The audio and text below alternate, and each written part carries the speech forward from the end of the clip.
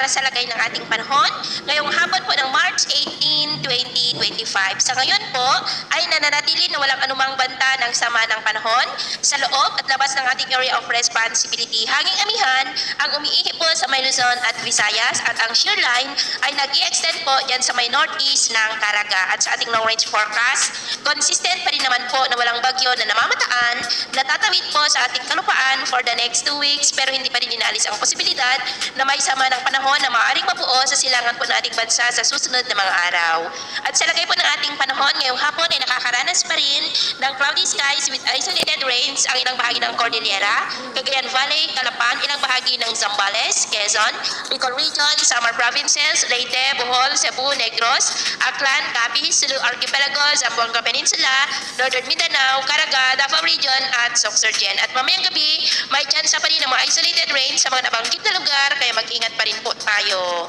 Sa atin naman po mga baybayin, maalan po ngayon sa mga baybayin ng Northern Seaboard ng Northern Luzon, maging sa silangang baybayin ng Central Luzon, maging sa mga baybayin ng Northern Seaboard ng Camarines Provinces, Northern Seaboard ng Eastern Samar at Catanduanes, maging po sa mga seaboard ng Northern Samar at Eastern Samar ng mga alon dyan ay posible po na aabot hanggang sa 2.1 to 3.5 meters height. Kaya hanggat maaari po ay iwasan na muna natin ang papalaot dyan sa mga may kulay pula